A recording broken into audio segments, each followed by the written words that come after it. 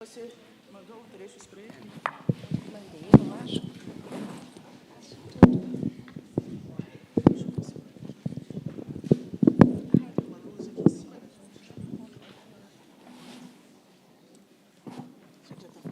Alô? Estão ouvindo bem? Acho que sim, né?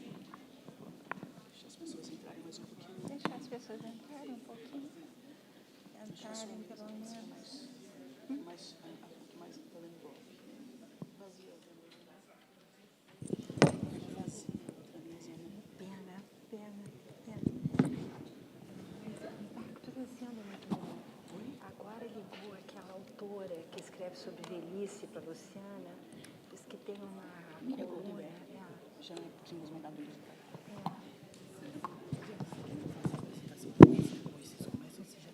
Pode, por favor, fazer. Vou esperar a pessoa terminar de entrar. Acho que já deu.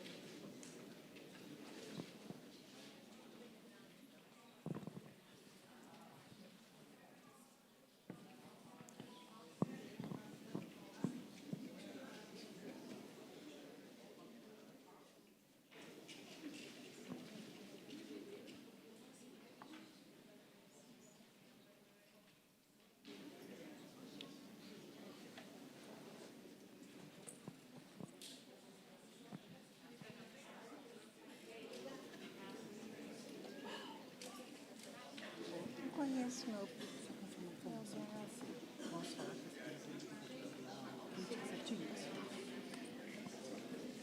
Não fala muito de mim, não.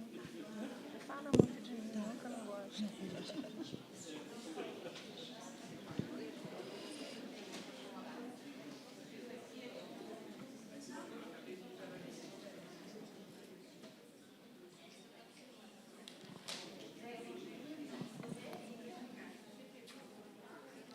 Afonso deu as caras, Afonso Borges. Eu, dia 5, vou fazer no Rio, 5 de maio, um negócio grande, depois eu vou mostrar para vocês.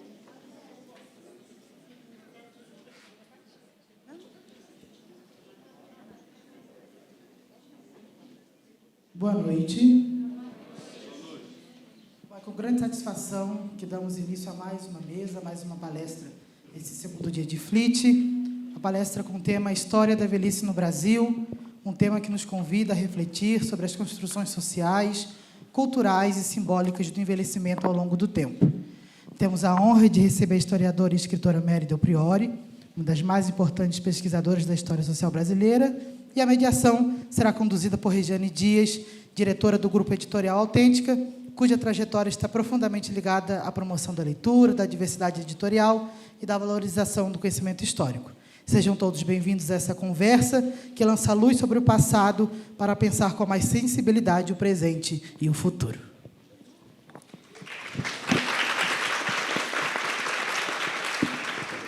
Obrigada a todos, todas, boa noite.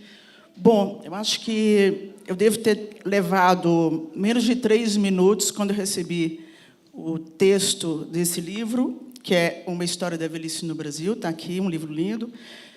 Eu recebi pela agente da Mera, ela tem uma agente literária, e eu realmente não demorei mais do que 3 minutos para me convencer de que seria uma honra, um prazer publicar esse livro. E eu quero fazer um pequeno relato muito rápido sobre o momento em que vive o negócio editorial no Brasil. Ontem a gente assistiu aqui uma mesa, Mary, com Ernesto Rodrigues, com a Cristina Serra, e o tema era o sequestro da notícia. Óbvio, não preciso nem perder muito tempo dizendo qual é o momento que o jornalismo brasileiro enfrenta, o jornalismo mundial, e o que significa hoje ser jornalista no Brasil diante dessa avalanche de notícias falsas, de desinformação, e de milhares de pessoas que querem dar opinião sobre tudo e, muitas vezes, sem nenhum repertório para isso. A gente vive também um momento muito difícil no negócio do livro. Eu vou dar assim, 2 pontos que me chamam muita atenção, para além da pirataria. Quando a gente fala de produção de livros e de internet, a gente sempre imagina que o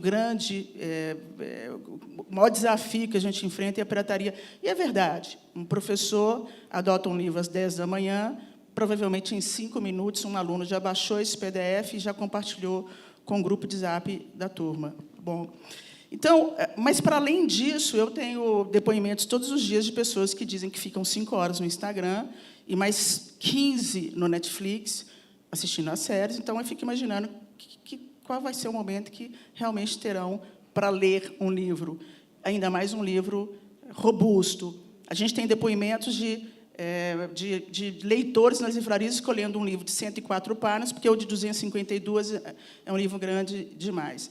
Bom, então, por causa disso, por causa de uma dificuldade de fisgar os leitores, seja no jornalismo, seja na indústria do livro, a maior missão hoje, o maior desafio do editor é encontrar um bom contador de histórias, ou seja, cuja transmissão de saber também caminhe junto com um certo grau de entretenimento. Então, essa é a minha primeira pergunta para a Mary, porque para mim, ela é uma grande contadora de histórias, ela consegue, talvez seja o quê? A mais pop, acho que a historiadora mais pop do Brasil, a essa altura, mais de 50 livros publicados, mais de 50 livros publicados. Então, esse caráter cronístico que você dá às suas histórias. Aí eu vou emendar com uma outra pergunta. O que veio antes, a contadora de histórias, a historiadora, esse estilo quase ficcional em muitos momentos, veio com o tempo, e eu emendo com a pergunta sobre os viajantes, os memorialistas, porque ela se baseia principalmente nesse livro, nos relatos de viagem, nas memórias, se a sua aproximação com esse tipo de livro tem a ver com a sua afinidade com essa narrativa, ou porque são as fontes disponíveis que temos no Brasil num determinado período, ou para tratar de um determinado período. Bom, boa tarde a todos, uma satisfação. Eu queria dizer a vocês que é uma alegria voltar a Tiradentes e reencontrar pessoas. É a 3ª ou 4ª vez que eu venho a essa feira, e o que eu sinto aqui, que é muito especial, é que a cidade abraça o evento. Então, nós temos aqui professores, temos alunos, temos colegas que vêm de toda a parte de Minas Gerais, e eu corroboro também o que Rejane vem sublinhando, que é essa baixa de leitores no Brasil, menos da metade da população brasileira lê, e essa parte que lê uma página por ano, quer dizer, nós estamos realmente aqui num esforço para a multiplicação de leitores, então eu agradeço individualmente a cada um de vocês que está aqui, porque eu sei que cada um de vocês é um leitor, não necessariamente dos meus livros, mas é gente que gosta de livro, e é isso que nós estamos fazendo aqui, valorizando letras, literatura e, enfim, o contar histórias no Brasil. Eu sempre gostei muito de ler. Eu acho que a leitura sempre foi a minha melhor amiga. Fui uma criança extremamente solitária, e as crianças solitárias tendem a se identificar com bibliotecas. Eu tive a sorte de ter uma biblioteca muito grande na minha casa, e meus pais eram muito amigos de um editor, à época, o Carlos Lacerda, fundou a Nova Fronteira, que fez, inclusive, a publicação de obras absolutamente memoráveis. Aqui, quem lembra da coleção que ele fez de grandes mestres da literatura brasileira. Então, uma menina de 13, 14 anos que está descobrindo o mundo, que cai na literatura adulta, e muito bem traduzida na época, acaba querendo ela também ser um dia uma escritora. Eu acho que a história do Brasil é uma espécie de romance não contado, quer dizer, um romance que aconteceu, como definem muitos historiadores, a própria história. O que seria a história? Um romance não contado, um romance que aconteceu. E nós temos aí os mais diversos personagens, temos os mais diversos episódios, muitos deles dramáticos, muitos deles patéticos, muitos deles apaixonados. Eu pude me debruçar sobre casais que viveram grandes paixões, pude me debruçar, e aqui saúdo a presença do diretor do Museu Imperial, o nosso querido Maurício, o nosso Museu de Petrópolis, a família imperial também, com personagens absolutamente fascinantes, e eu resolvi descobrir nos velhos personagens fascinantes, porque o que mais se fala no Brasil hoje é sobre etarismo e sobre agismo. Não há uma página de jornal, não há anúncios nos aeroportos que se refiram a casais velhinhos que estão partindo para uma semana em Cancún, vão fazer surf, surf, né? Ele vai levar o Viagra, ela está com cabelos maravilhosos. Quer dizer, essa mística do velho jovem, desse velho que jamais envelhecerá, uma mística construída, falsamente produzida, é alguma coisa que deve nos angustiar, que deve, pelo menos, nos interpelar. E, ao longo das minhas pesquisas, eu trabalho desde o século XVIII até o século XX, né, já na documentação da Inquisição, na primeira visita, em 1563, nós temos lá os velhos acusados de sodomia, acusados de, enfim, molestar crianças. Começam a aparecer os nossos velhos nessa primeira documentação e começam a aparecer os nossos velhos das populações originárias. Isso é que é fascinante. Quer dizer, é você ver o padre Nóbrega ou o padre Vieira descreverem o encontro com caciques, né, que, segundo eles, seriam centenários, e que eram chefes de tribo, eram homens de um saber enorme, eram repositórios de tradições que tinham que ser transmitidas, e que tinham ali, nesse papel de grande senhor da sua tribo, da sua gente, né? Não só um papel muito honrado, muito respeitado, mas, sobretudo, permanentemente valorizado. O mesmo para as mulheres. Embora eles pudessem ter vários casamentos, a primeira mulher era a dona da oca, era ela que vigiava as demais mulheres do cacique. Então, é muito interessante o papel das mulheres velhas também nas tribos originárias e contado, né, com detalhes, por esses primeiros cronistas, que teriam sido os nossos jesuítas, muito prolíficos, e alguns com histórias até anedóticas, de um padre que vai dar extrema unção para uma velhinha que está morrendo, ela é octogenária, ela frequentava bem ou mal a igreja, e aí, quando o padre jesuíta pergunta, bom, mas a senhora agora, nesse momento da morte, o que deseja, esperando que ela diga uma linda frase sobre ir ao encontro de Deus, e ela responde, né, com um meio sorriso, eu gostaria de uma mãozinha de criança bem moqueada, ou seja, uma mãozinha de criança bem assada. Não adiantou nada o papel dos jesuítas aquele tempo todo, porque, na hora de morrer, o que ela queria era voltar para as tradições dela. Disso passamos para os viajantes, e os viajantes nos contam dos nossos longevos, dos nossos ancestrais longevos. E aqui eu me refiro, achei muito interessante a Ana Maria sublinhar a importância da mestiçagem no Brasil, porque nós já temos, obviamente, no final do século XVIII, início do XIX, uma população que é altamente mestiçada no Brasil, e é essa população que vai acolher esses viajantes estrangeiros que começam a percorrer o Brasil. E o que eles descrevem? Absolutamente fascinante. São casais de idosos, né? Ninguém sabia muito a idade, primeiro porque não tinha folhinha, segundo porque não tinha como contar o passar dos anos. Então, as pessoas, quando elas eram interpeladas, elas diziam que elas tinham mais ou menos tal idade. É um artifício que as artistas de cinema utilizam até hoje, com outras palavras. Ninguém nunca sabe muito bem a idade que tem, os nossos ancestrais também não sabiam.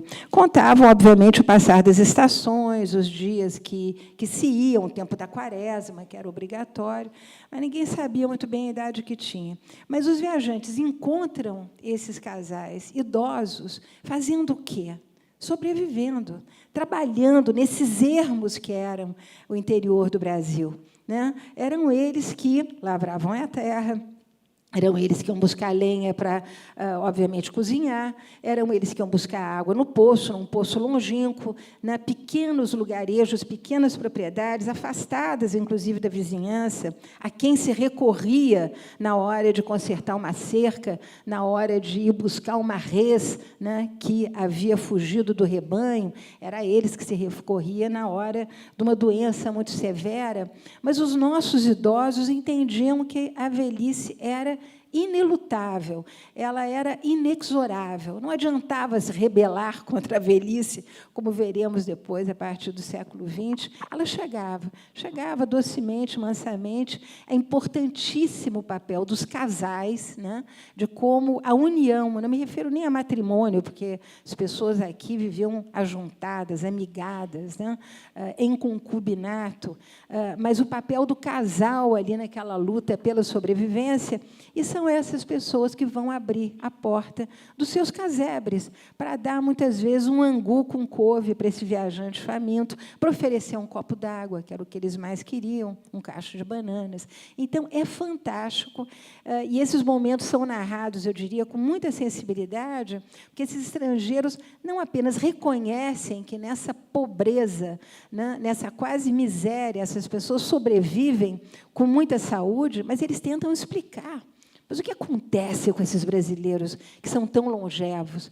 O que os mantém em vida com tanto trabalho físico? O que os mantinha em vida, de acordo com os viajantes, era muito simples, né? São coisas que nós não temos mais. O ar puro, né? Todos eles são unânimes até identificar a pureza dos ares quando eles chegam ao Brasil com o paraíso. A água límpida, que era ingerida, e uma coisa que, para nós, seria sinônimo da mais absoluta pobreza hoje, mas que é altamente recomendável pelos médicos.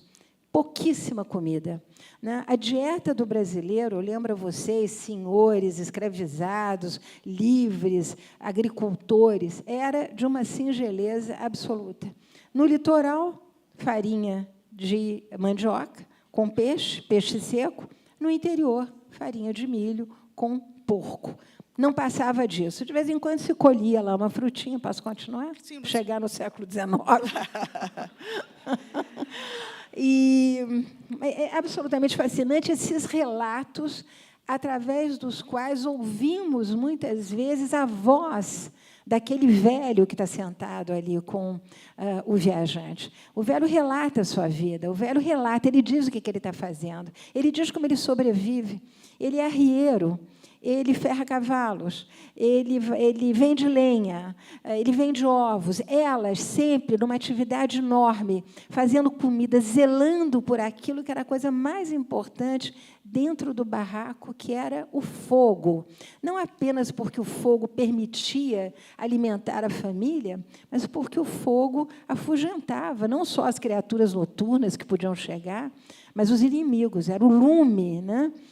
Não à toa, as casas eram descritas nesses documentos demográficos como um fogo. Cada casa era um fogo. Então, esse fogo era sagrado. A gente vai ver que isso também acontece no interior das senzalas, onde os escravos, o mais velho escravo, e eu encontrei escravos centenários, eles representavam aquilo que alguns historiadores chamam de a aristocracia das senzalas. Eram velhos cativos que estavam há 3 ou 4 gerações dentro das senzalas e que tinham um poder de vida e morte sobre os demais cativos. Eram eles que faziam a justiça, eram eles que definiam quem ia casar com quem, eram eles que organizavam as festas, tanto as festas, enfim, religiosas, já sincréticas com a religião católica, mas também aquelas festas de tradição africana. Eram eles que ficavam com as meninas que chegavam. As jovens cativas que chegavam numa senzala eram dadas ao mais velho da senzala. Aos jovens da senzala ficavam as mulheres velhas, né? Então, é interessantíssimo o lugar de poder dessas figuras até a chegada da família imperial real, desculpe, que vai mudar tudo. Mas e a decisão de escrever um livro sobre a velhice? Porque é totalmente original. Eu fiquei completamente fascinada quando eu vi, porque eu nunca tinha visto isso, alguém realmente... Da forma como você estruturou o livro pela colônia, pelo império e pela república. Aliás, essa é uma questão. Você percebe diferenças claras, objetivas, nesses 3 períodos? As mudanças ficaram claras para você, mas primeiro me diz por que você resolveu fazer um livro sobre a velhice. Mãe centenária, eu acho que os baby boomers aqui presentes estão todos cuidando das suas mães e pais centenários, o que é muito difícil, penoso, triste, complicado. É raro a gente ter uma mãezinha de 100 anos, lúcida, pulando corda, dificílimo, acontece. Era o caso? Não era o caso, mas era uma mãezinha que viveu muito, que tinha muita saudade da jovem que ela fora, e uma dor no joelho, que eu digo sempre que eu não fiz esporte a minha vida inteira, achando que eu jamais teria dor no joelho. E eu, quando acabei o livro, eu digo que a minha mãe tinha partido e a dor de joelho também tinha partido. Mas, assim, Rejane, a gente sente as diferenças, sobretudo a partir do século XX, em que a vida do velho muda completamente por causa da urbanização. Esse velho ele começa a ser um velho consumidor. É interessante que esse velho que nós temos hoje, que é altamente consumidor de viagens, de bens os mais variados, de 99% do seu tempo passado diante da televisão, eles começam, por força e circunstância, até do crescimento econômico do Brasil, a possuir coisas. Eles compram bengalas importadas da Índia, com as quais eles vão fustigar os filhos, os netos, porque bater em neto, coisa impossível hoje, era a coisa mais normal naquela época, e era a autoridade desse velho, né, que permitia esse gesto violento. Eles vão começar a consumir, é muito divertido, as dentaduras que estão chegando no Brasil nessa época e que eram perdidas e eram devolvidas nas portarias dos grandes jornais das grandes cidades. Perdeu-se uma dentadura na praia, vocês podem imaginar o que seja isso, ou vende-se uma dentadura usada. E era exatamente esse universo de consumo, né, que vai invadir a vida dos velhos, além de tratamentos os mais variados. Em que momento, exatamente, você marca esse início desse consumo? Século XX, já um pouco tanto antes? Não, estamos falando aí do século XIX, 1840, 1850, tinta para cabelo dos homens. As mulheres jamais se atreveriam a pintar os seus cabelos brancos. As mulheres envelheciam completamente diferente dos homens. Os homens guardavam essa vaidade, e eu lembro que os nossos grandes políticos foram justamente os gestores do poder do velho na nossa sociedade do século XIX. O político velho dava todas as cartas, e os jovens políticos tinham que imitar o velho. Isso que é uma coisa muito interessante. Hoje, o velho imita o moço. Naquela época, os jovens políticos que entravam, enfim, para a Câmara, para o Senado, eles se vestiam como velhos de preto. Eles queriam ter barbas as mais peludas o quanto antes, porque a pilosidade no rosto indicava justamente essa virilidade honrada, importante, né, a qual todo mundo se submetia. Então, é muito interessante como essa imagem do velho é extraordinariamente valorizada no século XIX. Era o mestre, era o sábio, era... Tudo, era o grande sábio, era o homem poderoso. O Evaldo Cabral de Melo, que a Ana citou anteriormente, ele deixou, justamente naquele segundo volume do Histórias da Vida Privada no Brasil, o diário desses velhos, desses grandes senhores, que começam a ver, e é isso que é bacana falando das mudanças, a decadência do grande patriarcado brasileiro. Porque o grande patriarcado ele se consolida no século XIX, figura do Joaquim Nabuco nesse aspecto, o próprio Machado também, o próprio Machado de Assis, são figuras, eu diria, emblemáticas, que vão relatar, Joaquim Nabuco, em particular, o seu envelhecimento. O que era ser velho no século XIX? Para as mulheres, a menopausa definia a velhice. Entrava na menopausa, virava homem imediatamente, sobretudo aquela de tradição africana, onde, nas Áfricas, a mulher, na menopausa, vira-se um homem importante, detentor de saberes, e sentado ao lado dos grandes chefes nas rodas de reunião dos seus grupos étnicos. No Brasil, essas mulheres são imediatamente afastadas de qualquer convívio social, já não tinham muito, né? E elas se tornam aquelas poderosas senhoras, donas de família, né? Aquelas mulheres que elas também vão cuidar. Avós, né? As avós poderosas cuidam do dinheiro da família, cuidam dos casamentos, vão se antagonizar com as noras, a maior parte das vezes, ou então tentar cooptá-las. São figuras de romance. Mas, voltando ao Joaquim Nabuco, que descreve a sua vida no seu diário, quase que até as vésperas de morrer em Washington, é muito impressionante quando ele diz: eu não quero mais ver os meus retratos de juventude, isso me deprime. Porque a grande figura, e aí nós temos já uma cisão, uma ruptura na vida entre jovens e velhos é aquela que se dá com a chegada da melancolia.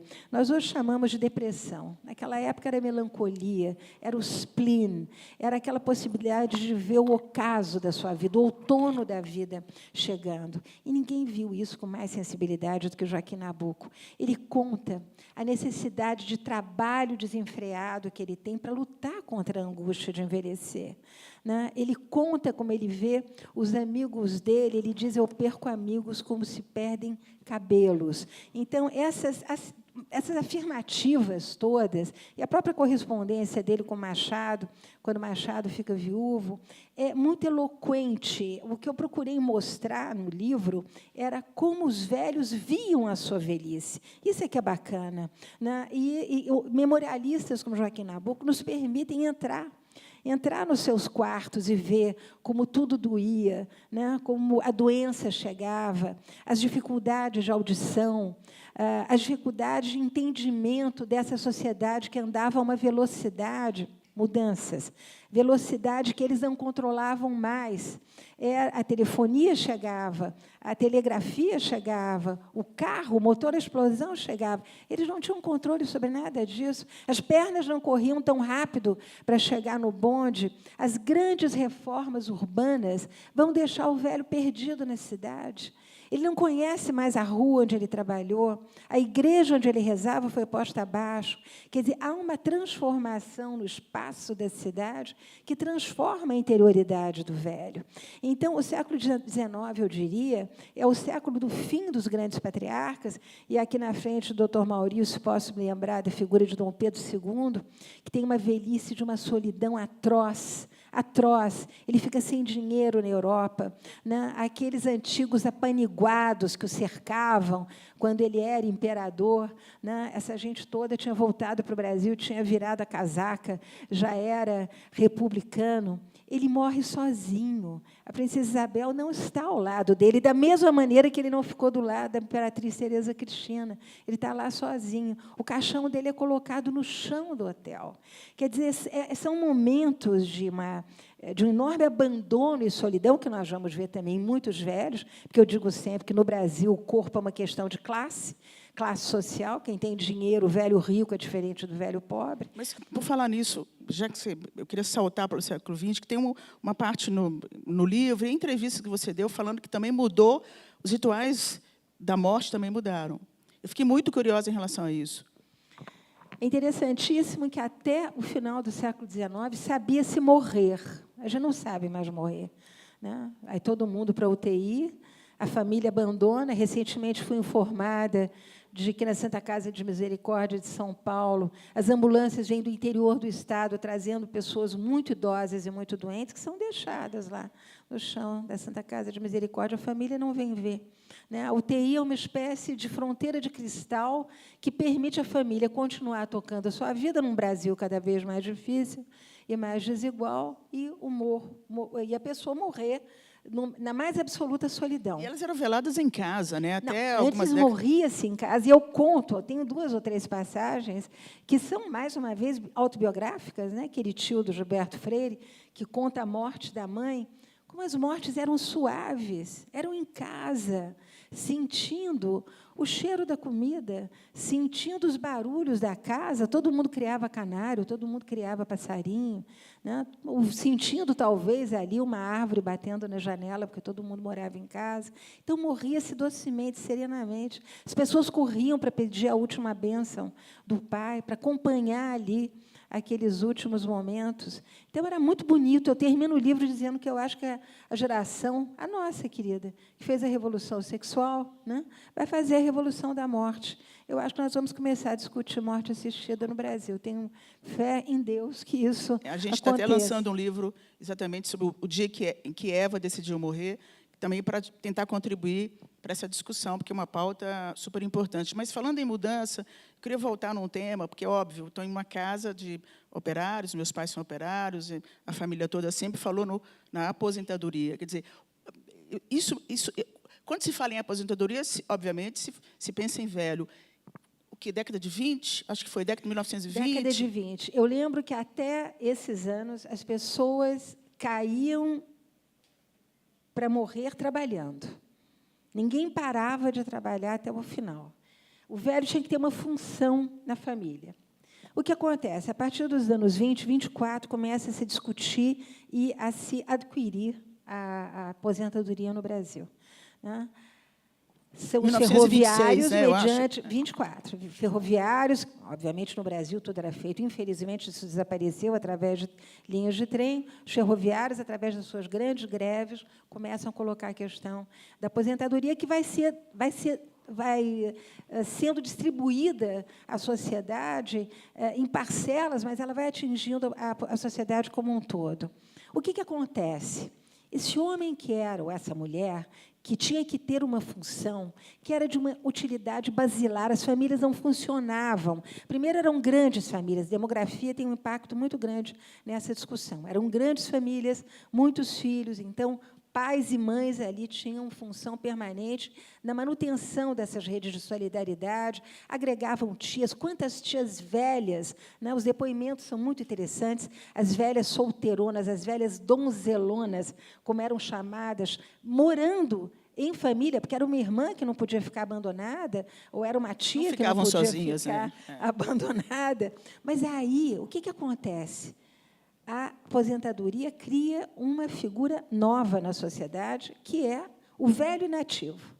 O velho que era ativo torna-se inativo. E isso num momento em que o Brasil está dando um salto qualitativo também, em termos de arte, de comunicação, porque é a chegada do rádio, é a chegada do cinema, é a chegada da Semana de 22, que vai instaurar no vocabulário palavras que antes não eram mencionadas. Mocidade, moço, jovem, essas palavras não existiam. Né? O que existia era toda reverência aos mais velhos. O moço não existia. Mas aí Mário de Andrade começa a dizer, Oswald de Andrade começam a dizer, é o novo, né? O velho fica para trás. Então, nós temos uma mudança de mentalidade fenomenal no Brasil. Esse é o primeiro momento, eu diria, é a primeira grande ruptura nos anos 20 e 30. E esse estatuto da juventude, porque nós, obviamente, estamos agora no reinado da juventude, você acha que vem desse status do inativo? E aí eu te pergunto também, porque eu acho que é uma questão que está sempre premente, e essa negação da velhice através dos inúmeros procedimentos estéticos, também faz parte dessa... Tudo faz parte do livro, porque isso tudo aparece justamente... Só um dado curioso para vocês. Nos anos 30, uma pessoa de 30 anos era considerada velha. Prestem bem atenção. Em 1970, uma capa do Correio da Manhã aparece em letras fenomenais. Nasce um novo marginal, o homem de 40 anos. Esse homem de 40 anos vai ser considerado um velho. Pensem bem o que é velho hoje. Né? Estamos aí numa plateia de sexagenários, talvez, enfim, pessoas maiores de 40, 50, 60 anos. Nós temos hoje a perspectiva de vida muito ampliada, 60 e tantos anos, mas em 70, que foi ontem, plena ditadura militar, 40 anos era considerado velho. Lembra vocês todas as gírias que nascem nessa época? Coroa, tiozão, velho gagá, velho babão, e por aí afora. Quer dizer, nós temos aí uma série de indícios, né, de que esse novo velho que aparece, aliás, a geriatria começa a ser ensinada nas faculdades de medicina. Gerontologia, né? Gerontologia, a senescência, como era conhecido o envelhecimento, palavra tão bonita, né? Senescência, parece que a coisa está deslizando amigavelmente. Não, agora é geriatria. Né? Começa a ser ensinada nas grandes universidades. A literatura toda vai tratar da figura do velho. Eu estou pensando aqui na Clarice Lispector, tão festejada, porque, nesses anos de 60 e 70, é bom que a gente se lembre, é o ano da explosão da juventude no Brasil.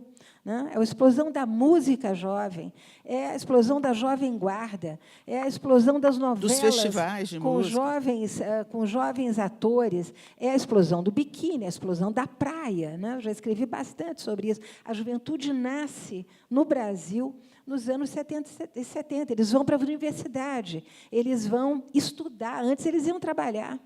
O pai de muito aluno dos anos 70 era trabalhador braçal, era operário, era agricultor, não tiveram oportunidade de ensino. Agora, os jovens estão na faculdade, eles estão em todas, né? É aquele não confie em alguém com mais de 30 anos, porque são os anos da ditadura, então não se pode confiar nos dirigentes desse país, sobretudo quando o famoso, como é que eu chamo isso?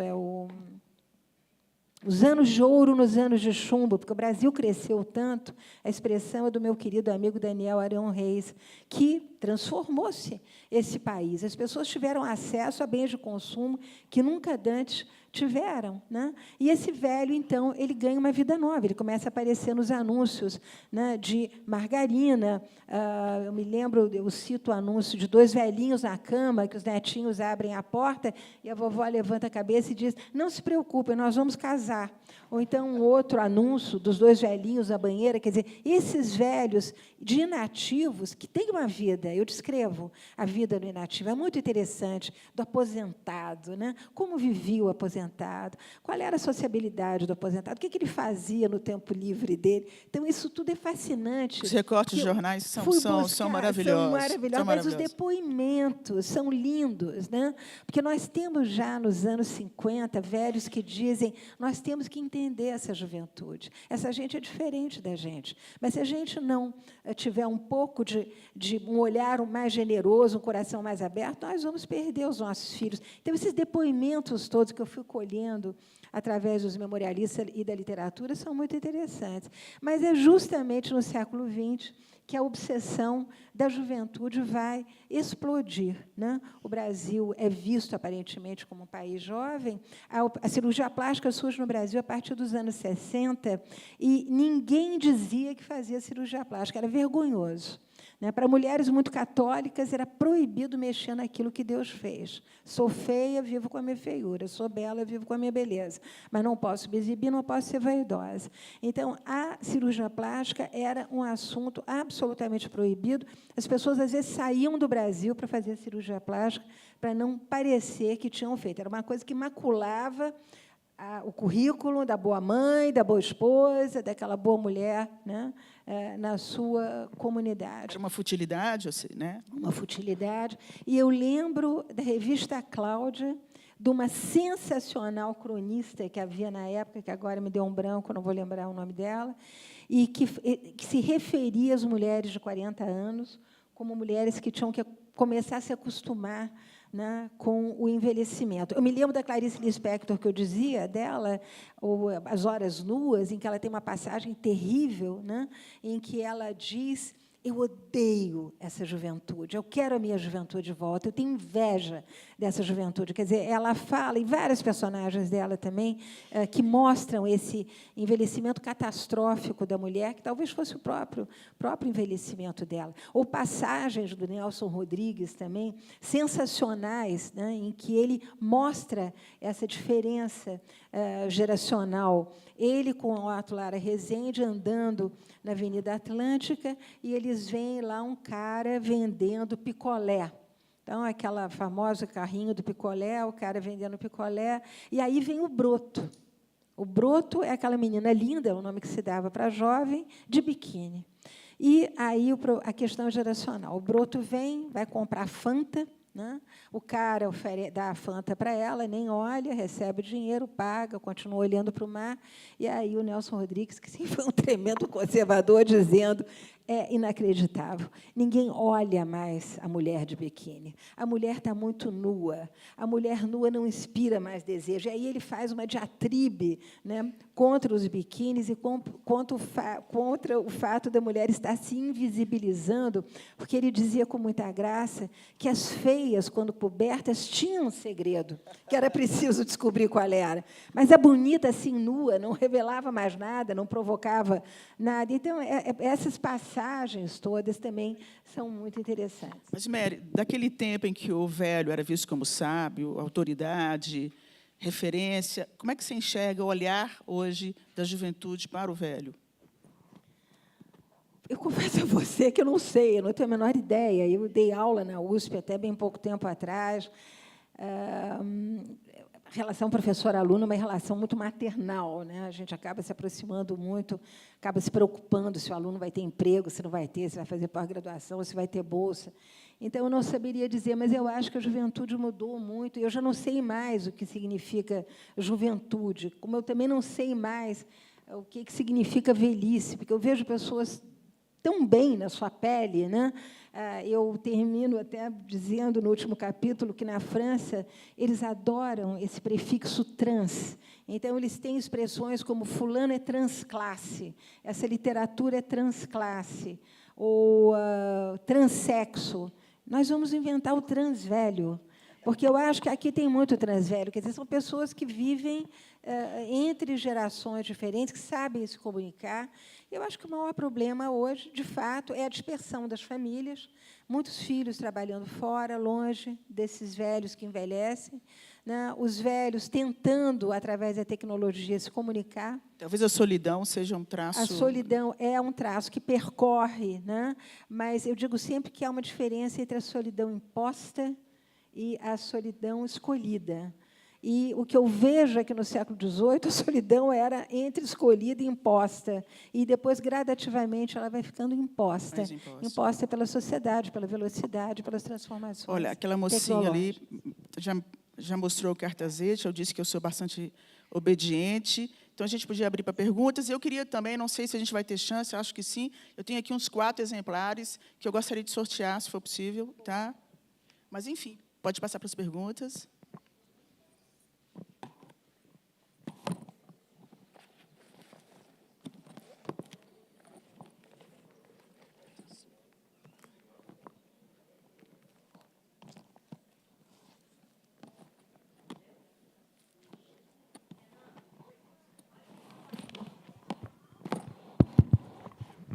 Sim, boa tarde, Mary. É sempre um prazer ler e ouvir você.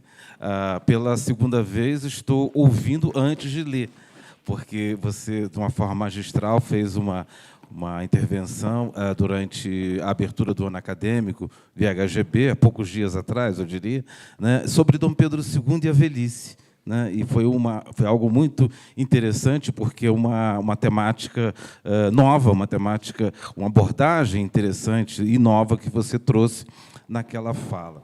Eu sou daqueles que acredita que Dom Pedro de Alcântara, futuro Dom Pedro II, nasceu velho, né, pela formalidade, digamos assim. Né? Então, a minha pergunta na verdade, o seguinte, é um pedido para você falar um pouquinho do encontro entre o Dom Pedro velho, formal, com o velho decrépito. Bom, quero agradecer ao doutor Maurício, ao diretor, volto a dizê-lo, do nosso Museu Imperial, ao qual ele dá luzes fantásticas, o museu está sempre muito ativo. Eu acho que você tem toda a razão. Ele, como diria Gilberto Freire, foi um imperador cinzento, eu acho talvez a melhor definição, e, como você bem disse, Maurício, um moço velho. Não tinha uma música assim do Roberto Carlos? Eu nasci um moço velho, não tinha uma coisa assim. É o próprio, é aquele moço velho. Né? Eu acho que foi um homem que viveu mal a própria experiência do Império. Né? Ele não deixou na correspondência dele, que é o que há de mais interessante quando a gente quer se aproximar desses personagens do passado, nenhum resquício de emoção diante desse Brasil que era dele, né, e que o adorava.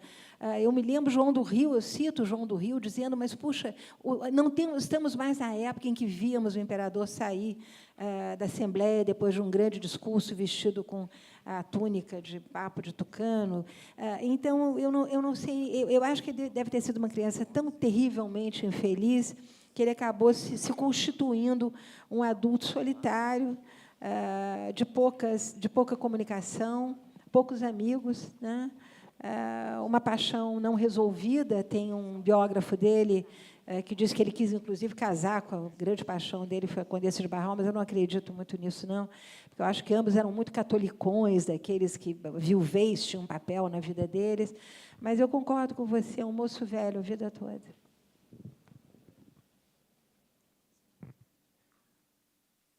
Oi, Mary. Alô, tudo bem? Olha, em primeiro lugar, achei ótimo o tema do seu livro, vou correr para comprar, né? Acho oportuno, super interessante essa discussão. E eu penso o seguinte, quando, né, eu sou um cara com mais de 60 anos, quando eu era estudante, a pirâmide etária do Brasil, ela tinha uma base enorme, né, e fininha, que significava que era o chamado país do futuro, né, cheio de jovens, né, com grande potencial. E hoje a pirâmide do Brasil, né, ela já tende, né, ao processo de envelhecimento, né, o controle da natalidade, tudo isso. E eu acho que talvez por isso a publicidade, né, que busca o mercado consumidor em todos os nichos, tem um fascínio pela vida do jovem, né? É uma juventude imposta, até para você que é mais velho. A mulher, então, sofre demais isso, né? Sofre ou se beneficia, sei lá. Eu queria, assim, a tua opinião também, né, sobre isso. Quer dizer, se há uma relação realmente entre essas duas coisas. Eu percebo que, por exemplo, no mercado de trabalho é muito nítida a dificuldade das pessoas com 50 anos de se recolocarem, né? Existe uma desvalorização muito grande do que um dia já foi ponto forte, que era a experiência, né? Olha, é fantástico. Isso me permite dizer que o Banco do Brasil, nos anos 40, não aceitava funcionários acima de 25 anos. Hoje não se aceita acima de 50. Quer dizer, não se reconhece a experiência do sênior. E a grande preocupação dos economistas no Brasil hoje, estou pensando aqui nos artigos do José Pastore sobre essa questão, é o envelhecimento do Brasil. Porque não tenhamos dúvida, né? Nós, baby boomers, sobretudo, daqui a 10 anos, o velhinho que está pegando hoje o avião para ir para Cancún fazer surf, ele não vai ter dinheiro, a aposentadoria dele não vai cobrir. Quer dizer, o problema do Estado brasileiro hoje é calcular o que vai ser a aposentadoria desse país. Ainda mais um país desigual, necessitando de uma série de suportes sociais, além da aposentadoria. Então, vamos nos preparar para pagar essa conta. A gente já está vendo isso acontecer na França. O coitado do presidente Macron fica arrancando os cabelos há anos, tentando fazer uma reforma em cima da Previdência, e não consegue. Os países todos nórdicos já subiram para 67, 68, e lá os sêniores são muito bem aproveitados. Eu acho que, como sempre, nós temos que buscar diálogo, quer dizer, formas de nos comunicarmos com as novas gerações. Elas são diversas de nós, elas têm outros interesses. O interesse na leitura, eu posso adiantar, me parece bastante minimizado, como disse Regiane no início, por TikTok e companhia. Mas eu acredito nas alianças, quer dizer, grupos, né, que consigam mudar o seu entorno. E eu acho que a grande lição que os nossos antepassados nos deixam, e eu pude avaliar isso através dos documentos, é que eles nunca conjugavam na primeira pessoa. Nós vivemos em sociedades atomizadas, individualistas e muito surdas às expectativas do vizinho. Quer dizer, você pode morar num prédio de 20 andares, 4 por andar, você não tem a menor ideia quem é que está morando no 2º andar, no 8º andar. Quer dizer, essa espécie de vida em mônadas que nós estamos vivendo, nos iludindo de que a internet nos dá uma qualidade de sociabilidade nunca antes vista. Vai ver uma conversa lá na pracinha, no final do século XIX, como eu ouvi. Vai conversar com o aposentado dos anos 20, lá no banco da praia de Copacabana. Quer dizer, a vida deles era tão conjugada no plural, havia tantos assuntos coletivos que interessavam, e hoje estamos em sociedades divididas e, finalmente, muito atomizadas. Mas eu acredito no diálogo. Vamos em frente. Eu queria fazer um comentário, porque eu acho que tem alguns segmentos que já começam a perceber a dificuldade de contratar jovens pela falta de repertório. Vou dar um exemplo. A gente tem uma editora de livros infantis, o grupo tem vários selos, e essa senhora, chama Sônia Junqueira, vai fazer 80 anos daqui a uma semana. Eu não consigo imaginar outra pessoa muito mais jovem do que ela fazendo o que ela faz. Então, assim, eu acho que depende realmente do segmento, mas eu já começo a perceber, entre amigos, que também são empresários, que começam a valorizar essa pessoa mais velha. Por isso, pelo repertório, pela capacidade que tem, e criativa também, né? Porque existe uma ilusão de que o jovem que joga videogame, porque isso, obviamente, é plantado, né? Que ele é criativo, que ele tem raciocínio lógico, que ele tem raciocínio matemático, e não é nada disso, isso não é verdade. A gente, inclusive, tem um livro que faz um sucesso enorme, que chama A Fábrica de Cretinos Digitais, que é exatamente o vício com as telas, ou seja, há hoje uma juventude no mundo inteiro, vamos falar de 0 a 6 anos, que estão passando 4, 5, 6 horas diante de uma tela. Celular, iPad, televisão, telas de um modo geral. Então, esse Michel Desmourget, é um neurocientista francês, diz isso muito claramente sobre para onde essa geração vai ser levada, ou seja, com problemas neurológicos, com problemas de obesidade, com uma série de outros problemas, índices de depressão, suicídio, e é isso. A gente está vivendo um tempo em que há uma verdadeira fábrica de cretinos digitais.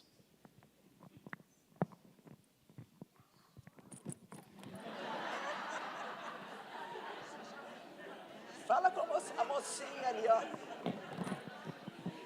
A mocinha de camisa amarela quer que a gente acabe. Então, eu gostaria de perguntar para você o seguinte, sabe? Numa época em que o velho, principalmente o velho consumista, ou que consome, ele é muito bem recebido, o velho que não tem esse poder, ele é ignorado. Mas eu queria saber especificamente, você tem alguma experiência, pode falar alguma coisa a respeito desse conflito que existe entre o físico, o envelhecimento mental e o envelhecimento espiritual. Eu lembro que a minha mãe dizia que a alma, que o coração não morre, ou melhor, que o coração não envelhece. E eu agora estou começando a passar por isso, sabe? Eu estou começando a ficar meio assustada, sabe? Então, você tem alguma coisa para falar para a gente a respeito disso, desse conflito? Querida, olha, a coisa que mais me enerva é ver o número de influencers dando conselhos de longevidade e como pular corda, como tomar 10 Viagras e ficar pendurado no teto, enfim, essas bobagens que nós sabemos que não passam, quer dizer, pelo consumo, né? Quer dizer, passam pela experiência de vida de cada um. A dona Olga Lacerda, que era mãe do Carlos Lacerda, eu cito ela, é muito engraçado, numa entrevista que ela dá, ela diz, olha, eu sou a favor de colégios que ensinem a envelhecer. Porque esse negócio de pessoas que dizem que não sabem envelhecer é porque elas não aprenderam a envelhecer. E isso é uma coisa bacana da gente pensar. A gente tem que aprender a envelhecer. Todos nós aqui que estamos envelhecendo. Até os jovens têm que aprender a envelhecer. Os anos passarão. Então, nós temos que ter projetos, nós temos que ter uma vida bem vivida, nós temos que ter sido amados, né? E, se não o fomos, temos que procurar amar outrem, porque é uma maneira da gente se doar e ver como isso é bom. Então, eu acho que são coisas assim, quer dizer, eu acho que depende de cada um, depende de cada vida, mas essa ideia de que nós temos que aprender a lidar com o envelhecimento, e isso é uma coisa absolutamente individual e depende justamente desse arquivo que cada um de nós tem dentro de si, esse eu acho a grande dica, viu? Mais alguém?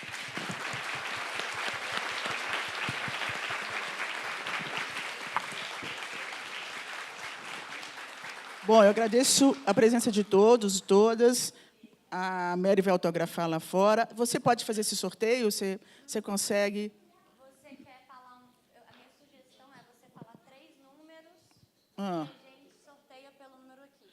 Porque cada um entrou com um número, é isso? Não? Não, a gente vai pela fila. Ah, sim, ok. Fala um número, Mary. De 1 a 100. A 110, 80, como a idade. 109. 109. Bom,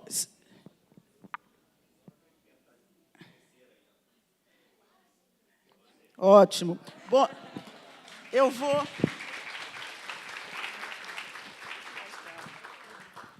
Bom, já que assim, 58, que é a minha idade...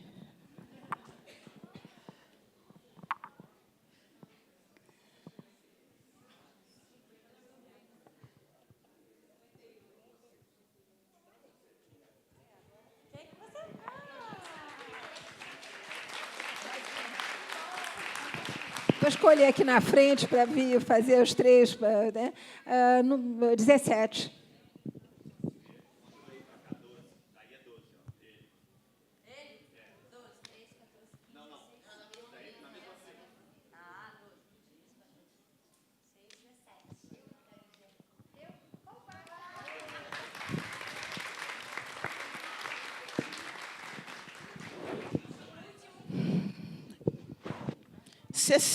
Parece que 60 hoje é um corte, né?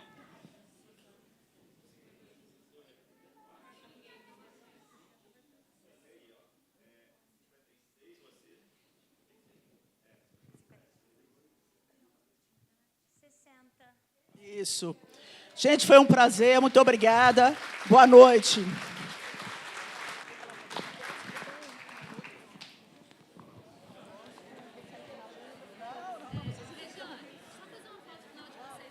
Muito obrigada, em nome da FLIT, pela presença de todos e todas vocês. A gente tem mais uma mesa agora, Rugidos e Amores Brutos. Quem se interessar em ficar, pode permanecer no teatro, tá bem? Muito obrigada. Boa noite.